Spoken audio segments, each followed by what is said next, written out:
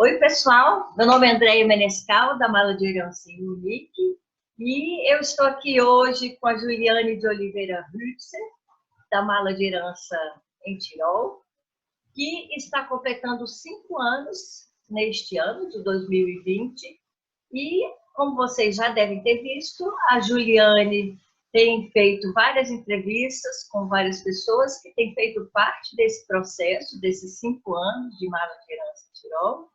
E hoje eu gostaria de entrevistar justamente a Juliane para vocês conhecerem a história por trás da Mala de Herança em Tirol, dessa pessoa maravilhosa que teve realmente a ideia e a força de começar esse processo todo. Hoje nós vamos saber o que acontecia antes da Mala de Herança, por que a Mala de Herança foi criada em Tirol, para que vocês entendam qual é o processo, não de criação de uma mala, mas o que acontece numa comunidade que traz essa necessidade, né? Oi, Juliane, tudo bem? Bom Você está dia. linda hoje. Obrigada, Como querida. sempre, claro. Mas eu queria que você nos falasse, Juliane, só um momentinho. Em 2014 foi o nosso primeiro contato, na verdade, respondendo a uma demanda que você tinha de buscar famílias multilingües para uma pesquisa. Você pode contar para a gente como você chegou em Innsbruck, que pesquisa era essa e qual era o ambiente em Innsbruck que você encontrou referente às famílias brasileiras multilingües, como era tratada a questão da educação bilíngue nessa época? Tá certo. André, eu cheguei em Innsbruck em 2005, recém-casada. Meu esposo era austríaco e posteriormente a minha mudança para a Áustria, eu sempre trabalhei no campo das línguas, mas com foco muito para o inglês. Na época nós morávamos em Teresina, eu coordenava uma grande escola de línguas lá em Teresina e, enfim, tive passagem por diversos países, por diversas situações. Em 2005 viemos parar na Áustria e nos primeiros anos eu tive todo o processo de adaptação, né, de aprender a língua, de entender a mentalidade local. Então, assim, eu pessoalmente, eu não me interessei por procurar brasileiros ou por tentar fazer amizade entre os brasileiros, muito pelo contrário. Na verdade, a primeira brasileira que eu conheci aqui em Innsbruck foram 5 anos mais tarde, então em 2010, e por acaso eu me peixei com ela dentro do ambiente da universidade. E não foi, te digo assim, não partiu de uma busca pessoal de querer ter contato com brasileiros, de querer trabalhar com brasileiros. Um pouquinho mais tarde, eu estava já dentro do mestrado e o foco da minha pesquisa de mestrado era multilinguismo. É uma questão que sempre me interessou. Primeiro porque eu cresci num ambiente, né, onde se falavam várias línguas. Mais tarde eu morei na África do Sul, que é um dos países mais multilingües que existe no mundo, e por aí afora. Então sempre foi um tema que me interessou, comecei a pesquisar, e o foco mais específico da pesquisa, André, era a questão do equilíbrio das línguas, que era uma coisa que inclusive até hoje é muito debatida, muito polêmica. Uns dizem que esse equilíbrio não existe, que uma língua sempre vai ser mais dominante, outros dizem que sim, que isso é possível. E aí eu comecei a me despertar e me infiltrar em várias comunidades. Eu tive algumas atividades com os hispanos falantes aqui da região, também em Vorarlberg, também comunidades de outras línguas. E nesse momento foi que eu despertei para o fato de que, apesar de que as estatísticas mostravam que existia na época um número bem significativo de famílias com raízes brasileiras vivendo aqui na região, não acontecia absolutamente nada voltado para essas famílias. Não, até hoje não se tem notícia de atividades na época que fossem voltadas para famílias, para apoiar a questão do bilinguismo, multilinguismo dentro do ambiente familiar. ou atividades de promoção de língua, de promoção de cultura. Não se tinha notícia disso, então eu queria entender o porquê, e eu comecei a tratar de fazer contato com essas pessoas.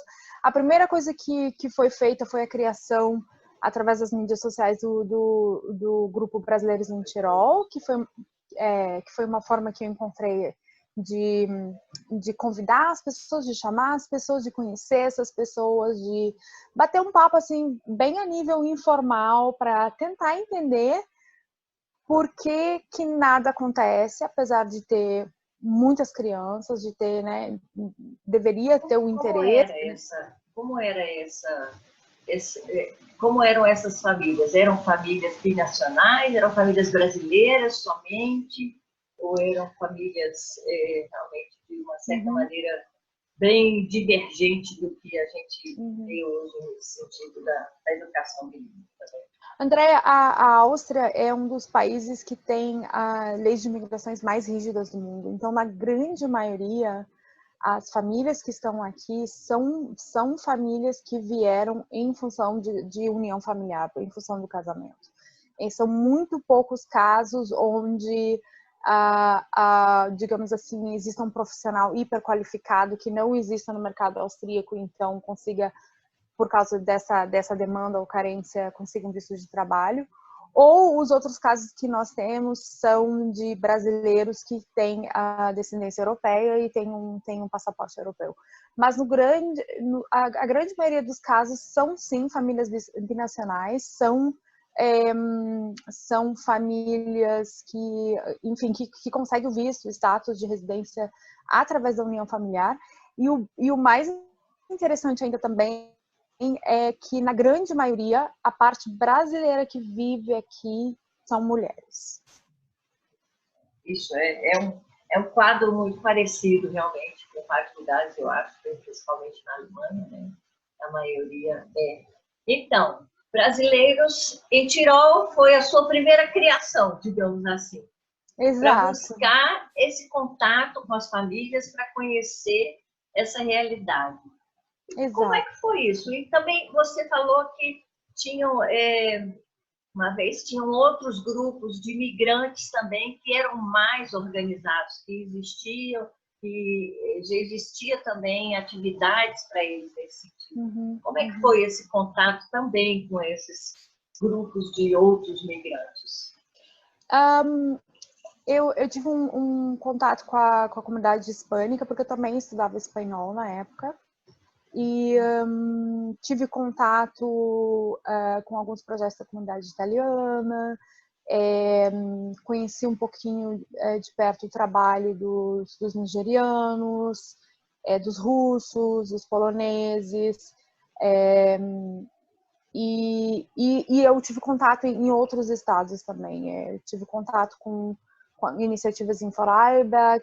A partir daí eu procurei a entender o que acontecia em outros estados, como é que era a situação em outras regiões da Áustria. E eu percebia que, de modo geral, outras comunidades eram bastante ativas nessa questão de promoção de língua, mas a comunidade brasileira, falando de modo geral, com pouquíssimas exceções,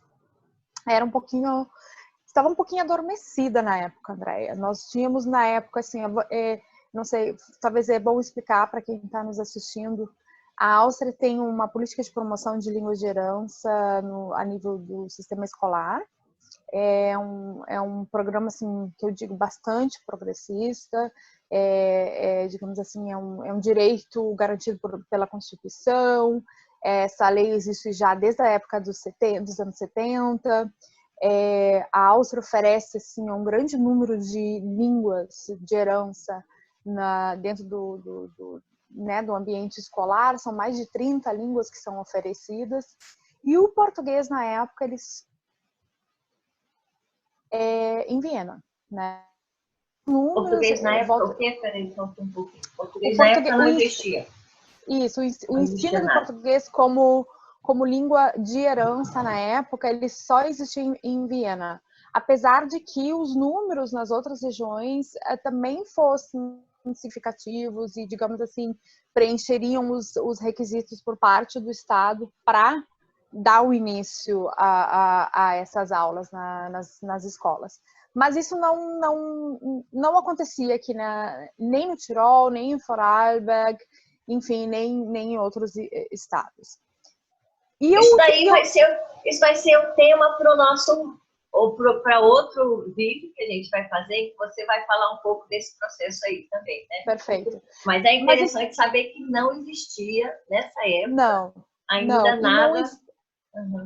E o que me deixava bastante curiosa, assim, é justamente esse estado de dormência que eu percebia na comunidade aqui, né? As pessoas, primeiro, não tinham a informação dessa lei, desse direito. Então, assim, o que eu percebia é que a ponte entre a escola, o que eu chamo de sistema, com a comunidade, ela não funcionava, as famílias não estavam cientes desse direito, desse benefício, e as pessoas viviam muito, cada um no seu cantinho, sabe, Andréia? Cada um muito apartado, muito isolado, e não só as pessoas que moram nos vales, que estão, né, mais distantes, em lugares mais remotos, mas também dentro de Innsbruck, né? É aquilo que eu falei, eu vivi 5 anos aqui sem encontrar uma única pessoa brasileira.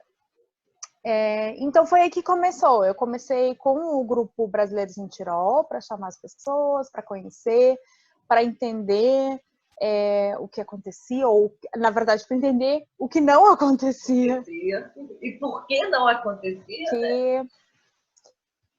E nisso a minha pesquisa continuava. E como assim a sua pesquisa continuava? Peraí, se não existia, como é que era essa sua pesquisa? O que você estava buscando ali nesse sentido, né? Só fala um pouquinho sobre que teorias, o que você estava tratando ali naquele momento. O meu ponto de partida, ele era a questão do equilíbrio entre as línguas, até porque o que eu pesquisava, Andréia, é que esse equilíbrio ele devia de ser de interesse, porque a gente sabe que o multilinguismo tem N benefícios, né? A gente começa com os benefícios socioemocionais, melhora a relação das famílias, cria indivíduos mais abertos, etc. Nós temos vantagens econômicas também, mas o multilinguismo ele tem N vantagens cognitivas. E o que a literatura nos diz é que essas vantagens elas se dão principalmente num ambiente onde as línguas são equilibradas, onde a competência do indivíduo nas diversas línguas do repertório dele, onde essas competências são altas e são equilibradas entre as línguas. E existe até hoje um debate muito forte no mundo acadêmico se esse equilíbrio é realista, se ele é atingível. O Colin Baker, por exemplo, ele sempre coloca que, na grande maioria dos casos, especialmente quando a gente trata de bilinguismo infantil, que as crianças chegam a um determinado ponto e elas optam pela língua majoritária, então que esse desequilíbrio se dá automaticamente, né? Exatamente, Colin Baker. Esse é um deles, né? A nossa Bíblia, né, André? A Bíblia, justamente. A Garcia Ofélia, por exemplo, é uma que coloca que isso não deve ser um objetivo, que isso não deve ser uma meta, porque isso só traz pressão.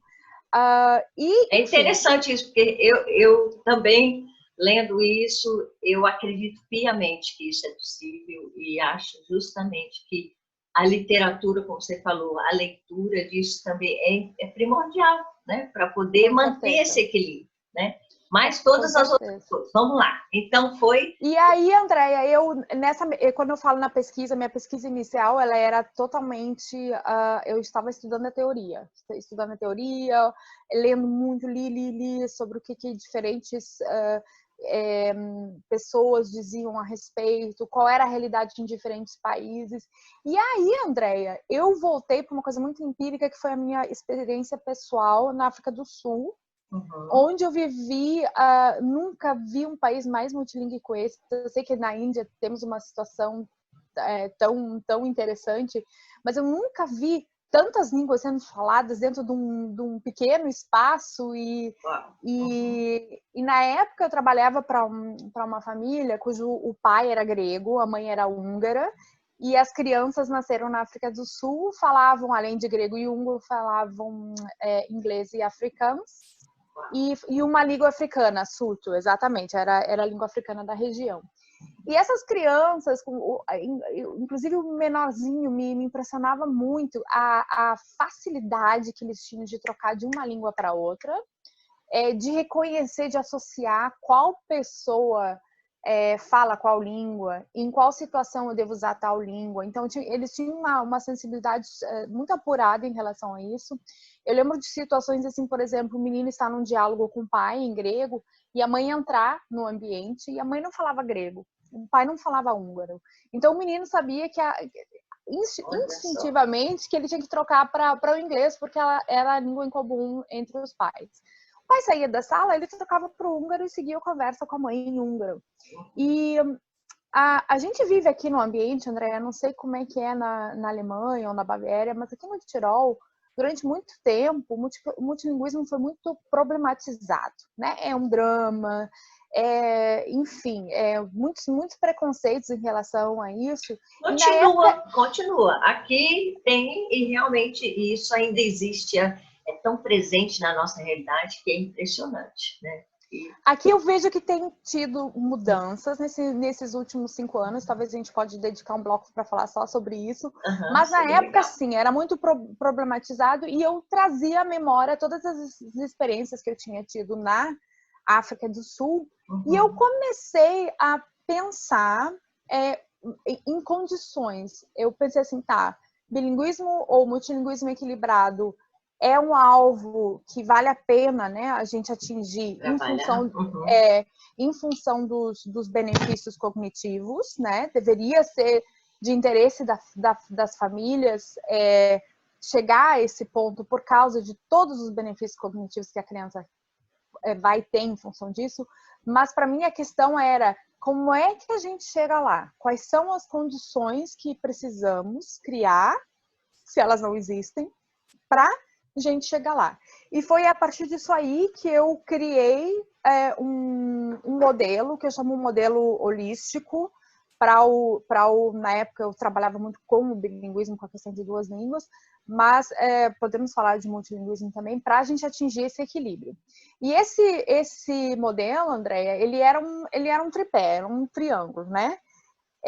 Na ponta do triângulo eu tinha as famílias, eu tinha os pais, eu discutia assim, as condições que os pais têm que criar em termos de estratégias, enfim, e em termos de abordagens. Depois, na base do tripé, por um lado, eu tinha o sistema, que é o sistema de educação, e aí eu falo desde a escola, desde como a forma como o bilinguismo ou o multilinguismo é tratado dentro da escola, essas leis de incentivos de promoção a línguas de herança, o tratamento em geral da diversidade, se a diversidade é vista como algo positivo, algo a ser celebrado, se é algo negativo, a ser combatido. E o outro ponto do tripé era a comunidade. O papel primordial da comunidade no sentido de criar a ponte entre o sistema, entre as famílias, no sentido de unir esforços para garantir que direitos de minorias, né, sejam concedidos, e também no sentido de criar atividades educativas, ainda que com caráter informal, quando a oferta dentro do sistema de educação, a oferta, digamos, mais formal, não existe. E no meio desse triângulo está a criança, né? Que digamos assim, que está sendo alimentada ou não por esses 3 parceiros. Mas o que eu via na época é que não basta só a família. A família tem um papel assim primordial. Eles são a base de tudo, mas eles precisavam de uma comunidade que exercesse esse papel de lutar pelos direitos de minorias, de estabelecer o diálogo com os órgãos públicos, digamos assim, demanda, né? Que existe, mostrar que digamos, quer dizer, não existia demanda porque eles não iam buscar, porque não conheciam, né? Mas a demanda real existia. Com certeza. E uma coisa muito importante, Andréia, isso é uma coisa que a Mala de Herança aqui realmente fez nos primeiros anos, é a questão da gente, digamos assim, educar e empoderar essas famílias. Passar informação, fazer todo esse trabalho de conscientização, dar ferramentas para essas famílias, para elas se empoderarem, para elas se sentirem, né, mais fortalecidas nessas questões. Enfim, esse era o modelo que eu criei. E com a Mala, eu já posso entrar na Mala? Não, ainda não, peraí. Então, Juliane, você falou dessa parte da teoria, esse seu foco, né, nessa pirâmide, na comunidade. E aí, como é que chegou a você ter realmente os dados concretos para a sua pesquisa, né? Você buscou as famílias de que maneira? Como é que foi através do Brasileiros em Tirol, mas também de que maneira você conseguiu convencer, eu diria, né, essas famílias a contribuírem também para a sua pesquisa? Então, Andréia, na época, foram várias coisas que foram acontecendo paralelamente. Em primeiro lugar, eu criei o Grupo Brasileiros em Tirol, com o objetivo de criar essa coesão de grupo, de aproximar as pessoas. Na época ainda eu nem pensava em Mala, era realmente, eu vi através da minha pesquisa que a comunidade tem um papel primordial e que essa comunidade aqui, ela estava muito, que ela praticamente não existia. Ela existia em números, mas ela não existia na prática. Então, o principal objetivo do Grupo Brasileiros em Tirol foi nesse sentido, de formar essa comunidade, de aproximar as pessoas, de também assim oferecer assistência no sentido no processo de integração das pessoas. Eu via na época que tinha muitas famílias chegando. Então, esse era um processo. Paralelo a isso, eu comecei a conversar com as famílias, que eu percebi que tinham criança e coisa e tal, já conversando com outras comunidades, entrei o diálogo também com outras regiões da Áustria, como eu falava, e eu pensava, na época, fazer uma coisa muito grande, muito abrangente, com muitos números. E aí foi aí que eu entrei em contato. Eu não lembro se foi através da página das Mulheres Brasileiras em Munique, onde eu realmente coloquei um anúncio procurando famílias bilíngues que estivessem dispostas a conversar comigo e, enfim, trocar ideia. Eu queria entender as experiências dessas pessoas e possivelmente, né, conquistá-las a serem objetos de estudo, né? Então foram várias coisas que foram assim acontecendo paralelamente. Não existia assim um plano master desde o início e a ser seguido até o fim, não, de forma alguma. Eu sempre falo que as coisas aqui foram acontecendo de uma forma muito orgânica, né? Elas foram tomando forma própria e enfim. Foi mais ou menos por aí. E você via uma receptividade também das famílias? Existia, digamos assim, poxa, nunca tinha pensado nisso, ou então alguma maneira de abertas para poder assimilarem aquilo que você também estava propondo? André, nesse momento, o meu encontro com as famílias, ele acontecia muito na base da informalidade, né? Da gente se encontrar, sei lá, juntar um grupinho e ir num café, época de Copa, olhar o futebol juntos, marcar uma jantinha na casa de um, uma jantinha na casa do outro. Acontecia muito mais a nível das pessoas poderem se conhecer, poderem criar confiança uma nas outras. Ela tinha um aspecto muito mais social, né, do que digamos assim, a minha pesquisa nesse momento, ela acontecia paralela. Eu estava observando as realidades das famílias com quem eu estava começando a conviver, mas eu ainda não escancarava muito a temática. Eu questionava mais, né? Eu conversava com as pessoas, eu procurava entender a realidade delas. O que eu percebia, por exemplo, assim, era famílias que... existiam famílias que enfrentavam muitas dificuldades dentro do âmbito familiar. Sei lá, sogro ser contra, marido não querer. Famílias que experienciavam muita pressão e simplesmente nunca transmitiram português para as crianças. Isso se via bastante. Agora, se via também famílias que não tinham esse tipo de pressão e mesmo assim... o nível de português das crianças era muito precário, se ele existisse, né? Era extremamente precário. Eu via, assim, mães que... E o que me preocupava é uma coisa que a gente sempre debate, né? Essa questão, a mãe não está transmitindo a sua língua para a criança, mas ao mesmo tempo ela não tem um nível de competência muito elevado na língua majoritária. Então ela estava passando assim um alemão bastante deficiente para essas crianças. E isso me preocupava muito. E eu tentava entender, ok, dentro de um ambiente onde há pressão e as famílias ainda têm que se justificar, né, pelo fato de querer transmitir uma língua, eu entendo mais do que dentro de um ambiente onde aparentemente não existe essa pressão. O que acontece?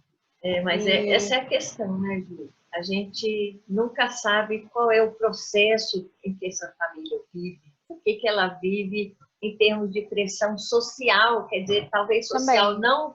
Não da família em si, do sogro, da sogra, porque isso é também real para muitas famílias aqui, mas pelo ambiente, né? Pela política social do país, da comunidade em Com geral, certeza. né? De receptividade ao estrangeiro, a uma língua estrangeira, a você ouvir outra língua que você não entende, né? Então, a gente entende muito a posição dessas famílias que se sentiam sozinhas, Sim. né? Eu Também, acho também. E aí a gente percebe, Andréia, a falta da comunidade. É uma coisa que eu debato muito na minha tese e o que eu tento transmitir muito no meu trabalho prático também, a criança precisa brincar na língua. Ela precisa entender que a língua não é só a língua da mãe ou do avô que está lá muito longe, né? Dos parentes que estão longe. Ela é a língua de um povo e ela é a língua, inclusive, de outras crianças. E eu percebia isso, olha, essas crianças elas estão crescendo com muito pouco contato com outras crianças que vivem uma situação semelhante. E tem a com isso, mesma realidade nisso. e com isso a língua vai se perdendo, ela vai enfraquecendo, ela vai se perdendo. Então, nesse momento, o que eu fazia era muito mais observar e dialogar com as famílias no sentido de eu, Juliane, tentar entender o que acontecia, né? Eu ainda não tratava de fazer um trabalho de informação, de educação, de forma alguma. O meu interesse era realmente assim puramente acadêmico no sentido de entender o fenômeno que se apresentava diante dos meus olhos e achar resposta para as N perguntas que eu tinha. Mas você entrevistou famílias para sua pesquisa, não foi? Você teve isso mais tarde. mais tarde. Foi mais tarde. Ok. Isso foi mais tarde. Eu estava nessa época quando eu criei o Grupo Brasileiros no Tirol, quando eu tinha o contato com outras comunidades, quando eu coloquei o anúncio onde você respondeu e a gente começou o nosso contato. A nível de pesquisa, eu estava puramente na teoria. Eu estava fazendo toda a leitura, participando de seminários, né, de discussões com ditos expertos no assunto, mas eu ainda não tinha partido para a parte de coleta de dados. Isso não acontecia ainda nesse momento. Isso acontece a partir do momento que eu crio a mala aqui. Ok. Então, nós vamos parar aqui, né, pessoal? Tá bom. Nós vamos realmente deixar esse tchan, tchan, tchan, tchan, como foi a criação da mala. No próximo vídeo, vocês vão poder ver de novo Juliane de Oliveira Hützer, a criadora da mala de herança em Tirol, falando como foi a criação da mala lá. Juliane, muitíssimo obrigada por esse momento. Obrigada. Super instrutivo, super legal saber como foi e como estava essa comunidade antes da criação de uma mala, né? A gente vê aí também a importância dessa união, porque não existia algo. Tem uma característica muito interessante que você realmente não criou sendo mãe, você criou sendo pesquisadora, observadora de um ambiente, né, em que não estava sendo propiciada às crianças uma educação bilíngue equilibrada, digamos assim. Ou nem educação bilíngue, eu diria, né? Porque quando os pais não falam a língua materna e falam uma outra língua de uma maneira também não correta, isso daí destrói todo o desenvolvimento linguístico da criança, né? Então, nós ficamos aqui com Juliane de Oliveira Hützer e vamos para o próximo vídeo sobre a criação da mala de herança em Tirol. Obrigada, Juliane, e Obrigada, até a próxima. querida. Até a próxima.